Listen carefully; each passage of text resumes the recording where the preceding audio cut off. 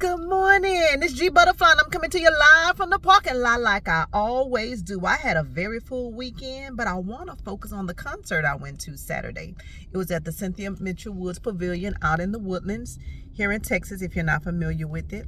And they had Magic Under the Stars. Well, if you're familiar with the Houston area, you know our number one R&B station is Magic 102. They've been around for many, many years. I know at least 40 years, if not longer. Well, they had, I think it was their 10th anniversary concert last night. And it was Stokely, En Vogue, BBD, and Tony Tone. Is it Tony? I think it's Tony. But when you read it, it's Tony Tone. But anyway, let's get to the concert. Well, it was, it looked like it was pretty packed from what I could tell.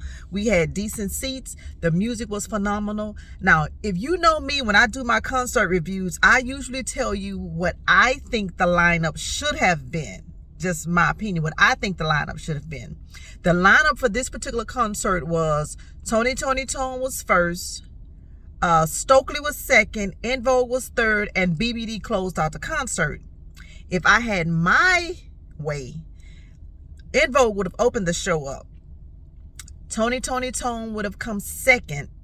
Stokely would have been third, or BBD could have been gone third, and Stokely could have closed it out. If you've ever seen Stokely, just know that brother gives you a show, high energy, hit his notes, great. Now, En Vogue, those ladies have been around, I think, for about 31, 32 years. They still look good. I'm going to say one of the ladies' names wrong. Rona Barrett, Terry Ellis, and for the life of me, I can't remember the other lady's name, but she was one of the original members. They still sound good, but I think they were lip syncing at one time because the sound went out, and you can see Terry Ellis, I think toward the end of their set, it looks like they were singing over a track, which a lot of artists may. I don't know.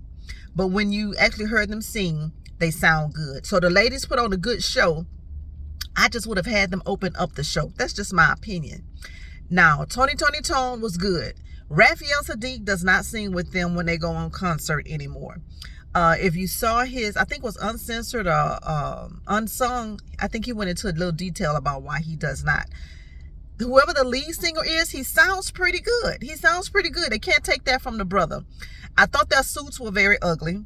They had on suits where the vest had a real low cut and they didn't have a shirt on. That just wasn't my style. I didn't care for it.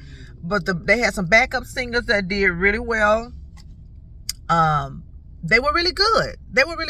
I say kudos to Tony Tone. You know what? They should have brought Lucy Pearl. Now, if anybody knows anything about Lucy Pearl, you know that Raphael Saadiq was the front man for that group, and one of the original ladies from En Vogue was in Lucy Pearl with him. And I think they only had one CD, but that was a bad CD. Get in the comments if you remember Lucy Pearl in that CD with Raphael Saadiq.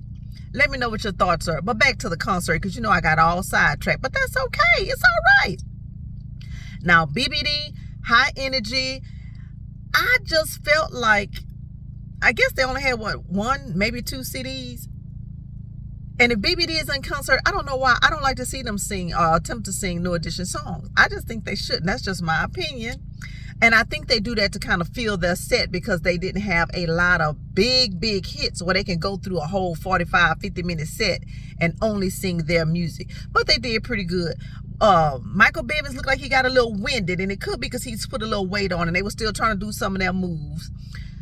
Ricky Bell sounded good. If he was singing over a track, I don't know, but he sounded really good. So BBD actually had a good set. I just wouldn't have ended out the show with them.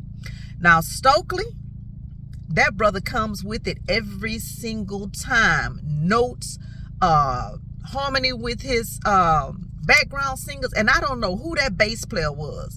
He had a bass player, baby. That bass player did the damn thing on the concert. So Stokely, whoever your bass player is, tell him he earned his money Saturday night while he was here in the Woodlands in the Houston concert.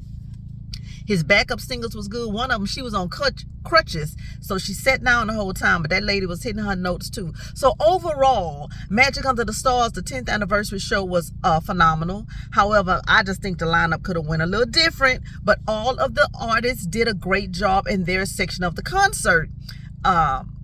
So kudos, 102, you did your thing Saturday night. And if you were at the concert here in Houston and you're in my comments, get in there. Let me know what you thought. And what do you think the lineup should have been? Well, this G Butterfly, and as you know, I'm coming to you live from the parking lot on this Monday morning. Go Astros.